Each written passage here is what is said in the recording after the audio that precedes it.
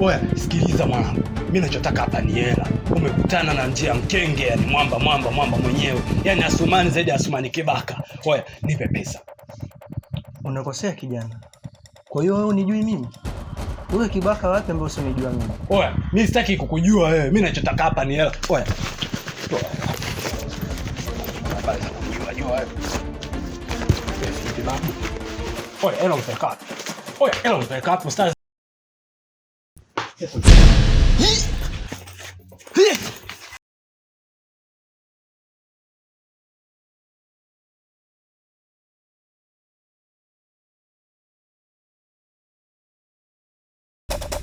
Unakimbia nini sasa?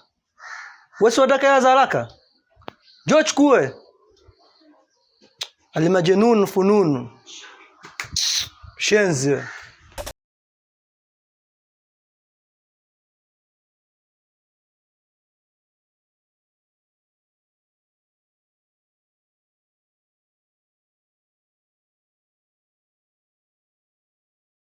Mali ya damu hauleti furaha, machozi ya roho hayaishi kamwe. Mwangaza wa pesa ukifunika ukweli, mwisho wa njia ni majuto milele.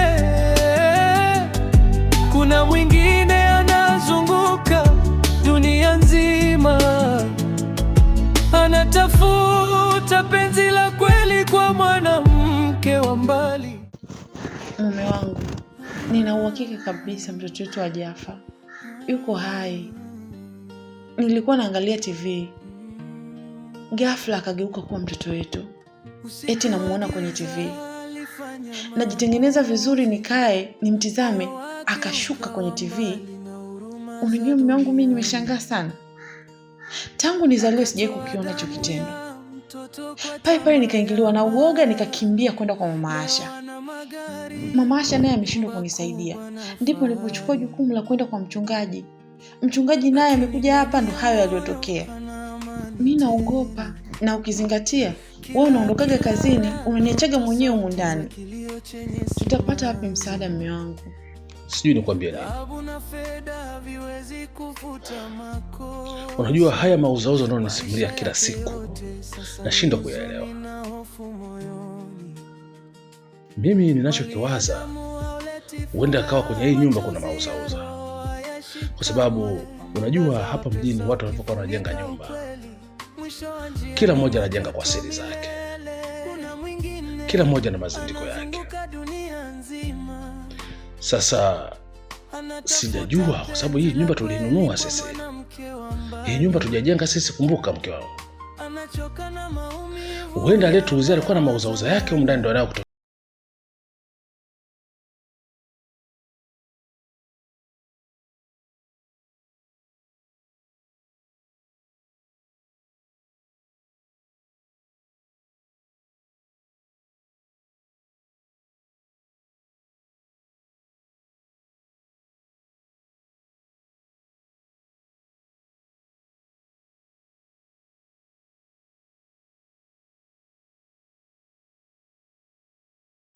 Hapana mume wangu, nakataa, nalipinga hilo. Mtoto wetu bado hajafa, yuko hai. Kuna namna tu hapo. Mume wangu, naomba tusaidiane katika hili. Mimi siwezi peke yangu. Kuna namna tu hapo, mtoto wetu atakuwa amechukuliwa mume wangu. Nisikilize. Acha imani potofu mke wangu. Unajua haya mambo ya kishirikina yanaweza kageuza mchana kwa usiku. Na hao unayoyaona, huenda kani mauzauza tu ya wachawi, wanageuza kwa sura mtoto wetu. Hivi hilo linawezekana vipi mume wangu? Mbona inawezekana mke wangu? Wachawi nguvu za giza wanaweza kubadilisha sura ya mtu kama sura ya mtu mwingine kabisa yani. Sasa mimi nahisi kuna michezo wanatuchezea. Kikubwa tuongeze maombi. Tuendelee kumwomba Mungu atusaidie. Na hii nyumba ni nyumba yetu, tuweze kuiacha, tumeondoka gharama kubwa sana mke wangu. Wewe kuwa na amani mke wangu. Hili swala niachie mimi, nitalishughulikia.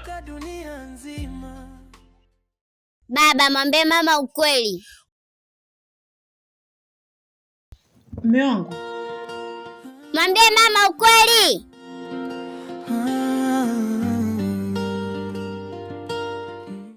Mume wangu.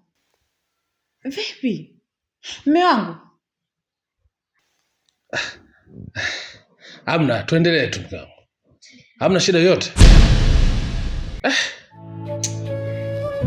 Usiku wa giza alifanya maamuzi.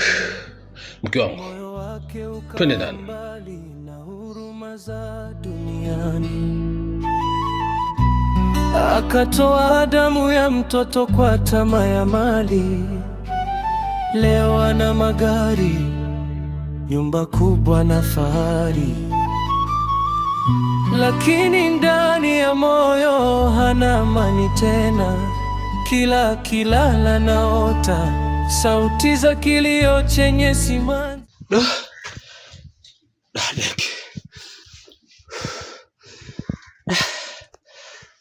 Kia Mungu. Kuiba tena mimi hapana. Ustazi gani yule?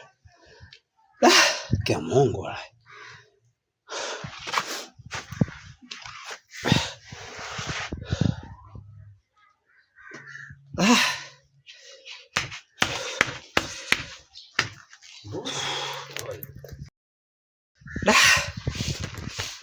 Mbuzi kudadeki.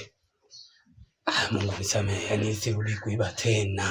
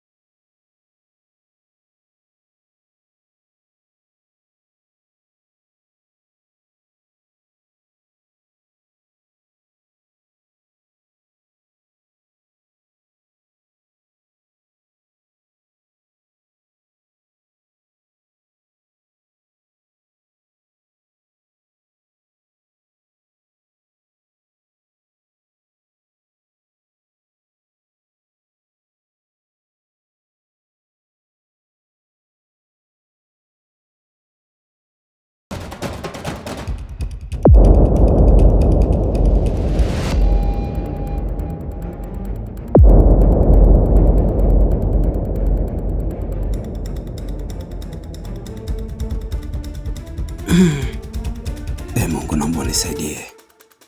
Asije akawa ni mbuzi huyo.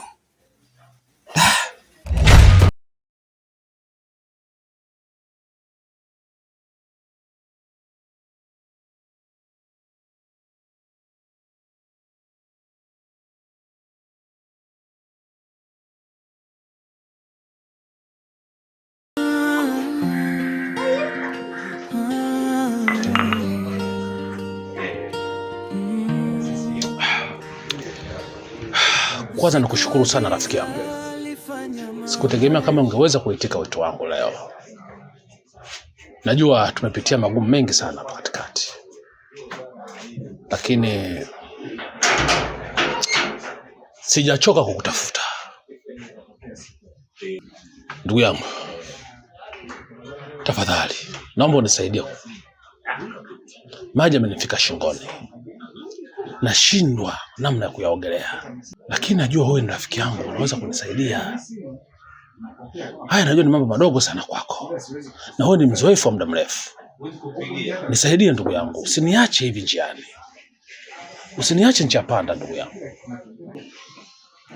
Kama hayo maji ni marefu sana, basi unapaswa kutafuta jahazi kubwa misili ya safina ili kuvusha kukutoa baharini. Na usipokuwa makini ni kweli utazama. Ndugu yangu, yaani hapa sijui hata nifanyaje. Maana nimehangaika kwa kila namna kuweza kutuliza hii dhoruba, lakini inashindikana. Mke wangu kaenda kumuita hadi mchungaji kuja kufanya maombi nyumbani. Mchungaji kaishia kuchezea makofi mbele yangu, unaona hivi. Sijui ndugu yangu nafanyaje. Nini? Yaani mimi imefikia hatua ya kumpiga makofi mchungaji? Kwa maana alijitokeza mbele yake? Usiku wa giza alifanya maamuzi, moyo wake ukawa mbali na huruma za duniani. Akatoa damu ya mtoto kwa tamaa ya mali. Leo ana magari, nyumba kubwa na fahari, lakini ndani ya moyo hana amani tena. Kila akilala naota sauti za kilio chenye simanzi. Dhahabu na fedha haviwezi kufuta makosa. Maisha yake yote sasa ni huzuni na hofu moyoni. Mali ya damu hauleti furaha, machozi ya roho hayaishi kamwe. Mwangaza wa pesa ukifunika ukweli, mwisho wa njia ni majuto milele. Kuna mwingine anazunguka dunia nzima, anatafuta penzi la kweli kwa mwanamke wa mbali. Anachoka na maumivu ya moyo wa zamani, anahitaji faraja, upendo na tabasamu la kweli.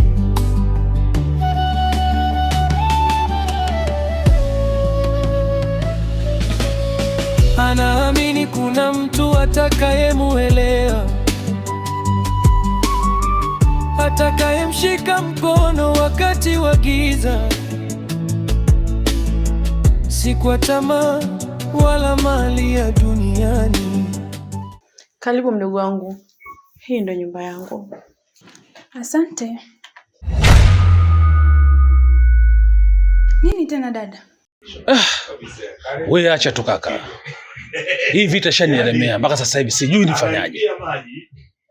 Mambo yashanifika shingoni kaka, nashindwa. Usione ninavyokusumbua hivi kila wakati, na kusumbua ndugu yangu. Utambue kuna hatari kubwa sana mbele yangu. Bila kusaidiana, bila kushikana mkono ndugu yangu, siwezi kuvuka katika hili. Nisaidie Mkolea, usinichoke. Hebu subiri kwanza. Hivi ni alishawahi kukwambia kitu chochote kila anapokutokea?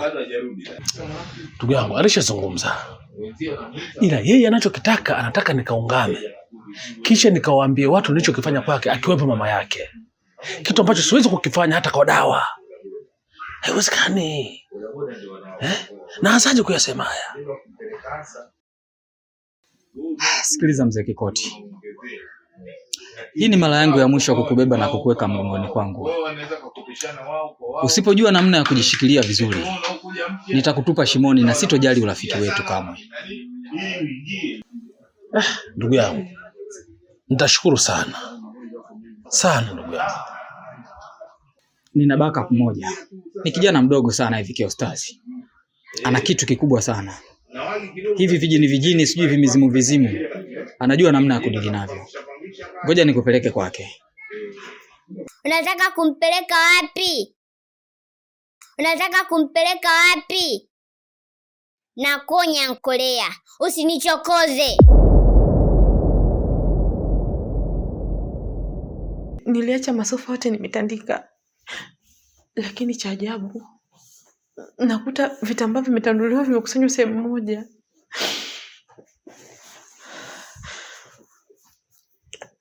Na TV niliacha nimezima. Cha ajabu naikuta ikooni. Sasa dada, kulikuwa kuna haja gani ya kuweka movie ambayo unajua fika itakuumiza kumbukumbu za mtoto wako? Sijawasha mimi mdogo wangu. Hata shemeji yako hayupo. Iyali ndio inayonipa fukuto la moyo. Naumia. Hii movie ndio alikuwa anapenda kuiangalia marehemu mtoto wangu. Hebu subiri kwanza. Kwa hiyo unataka kuniambia mtoto wako ndio alikuwa anaangalia hii TV? Nina hakika ni yeye. Mwanangu, kimekukuta nini? Inawezekanaje mtu aliyekufa awashe TV na kuangalia?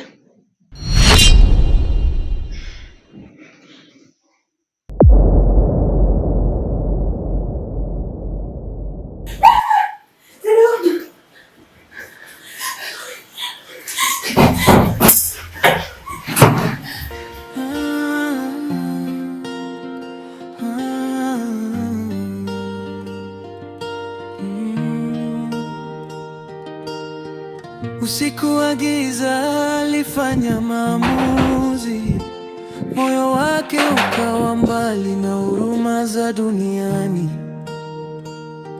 Akatoa damu ya mtoto kwa tamaa ya mali. Leo ana magari, nyumba kubwa na fahari, lakini ndani ya moyo hana amani tena. Kila akilala anaota sauti za kilio chenye simanzi. Dhahabu na fedha haviwezi kufuta makosa. Maisha yake yote sasa ni huzuni na hofu moyoni. Mbona mmetoka nje? Au hamtaki mimi niingie ndani, sio? Hapana. Tunaweza tukaongelea tu hapa, si ndio? Ndio. Hapa, tunaweza tukaongelea tu hapa. Sawa. Mimi nimemfuata bosi hapa, maana ofisini hajafika na simu zangu kila nikimpigia pokei. Ametoka muda sana, nikajua yuko kazini. Hapana. Mali ya damu hauleti furaha, machozi ya roho hayashikamwe. Mwangaza wa pesa ukifunika ukweli, mwisho wa njia ni majuto milele. Usiku wa giza alifanya maamuzi, moyo wake ukawa mbali na huruma za duniani. Akatoa damu ya mtoto kwa tamaa ya mali. Leo ana magari, nyumba kubwa. Karibuni tena. Asante. Asante sana. Tumekuja, tuna matatizo mawili Ustazi. Una matatizo mawili au huyu ndo ana matatizo mawili? Ndio Ustazi. Nina matatizo mawili. Tatizo la kwanza ni mzima marehemu mtoto wangu. Na tatizo la pili ni jini Kisebengo ambaye ni mzimu wa nafsi ya mwanao ulomtoa kafara kwa ajili ya utajiri. Ni kweli Ustazi. Na ndio maana ujio wetu kwako. Tusaidie Ustazi. Atusaidie ama akusaidie? Uwezi ndio mwenye matatizo. Ni kweli Ustazi. Mimi ndio mwenye matatizo. Naomba nisaidie. Vita uliochokoza ni ngumu sana kupigana. Mzimu wa mtoto wako una nguvu sana. Na hiyo ndiyo sababu ya kifo cha mganga aliyomtoa kafara mtoto wako. Ninaona kabla ya kuja kwangu mlienda kwa mganga. Na huyo mganga alitawaliwa na mzimu wa mtoto wako. Akazidiwa nguvu. Na pia ninaona mke wako alienda kwa mchungaji, akamleta nyumbani kwako ili afanye maombi. Na pia alichezea makofi mbele yako. Ni kweli Ustazi. Hivyo kama ulivyoona Ustazi. Nisaidie. Naamini sana uwezo wako. Na ndio hata sababu ya mimi kumleta huyu mzee hapa. Ni kweli tumezunguka sana. Na sina tegemezi lingine zaidi yako. Msaidie. Mimi sina uwezo wa kumtibia, bali Mwenyezi Mungu ndo mtibabu. Ngoja tuombe ridhaa yake. Usiku wa giza alifanya maamuzi, moyo wake ukawa mbali na huruma za duniani. Akatoa damu ya mtoto kwa tamaa ya mali. Leo ana magari, Bismillahirrahmanirrahim. Bismillahirrahmanirrahim. Lakini ndani ya moyo hana amani tena. Mali ya damu hauleti furaha, machozi ya roho hayaishi kamwe, mwangaza wa pesa ukifunika ukweli.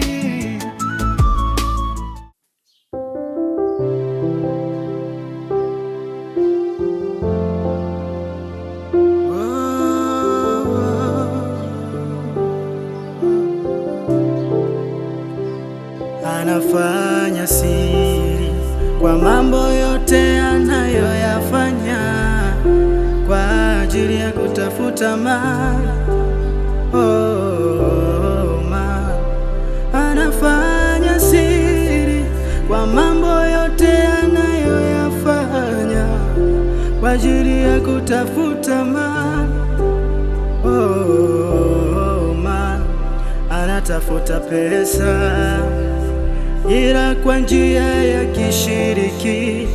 Anamiliki mali nyingi sana, lakini zote ni za kishiriki. Anatafuta pesa ila kwa njia ya kishiriki. Anamiliki mali nyingi sana, lakini zote ni za kishirikina.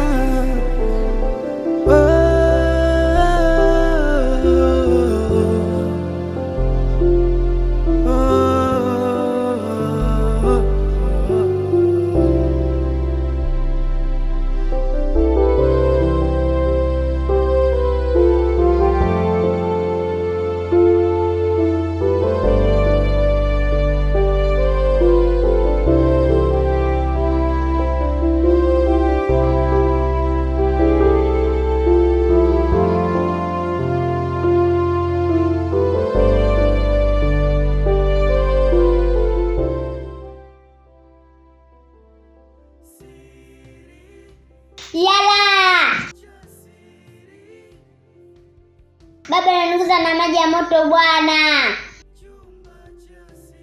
Yala!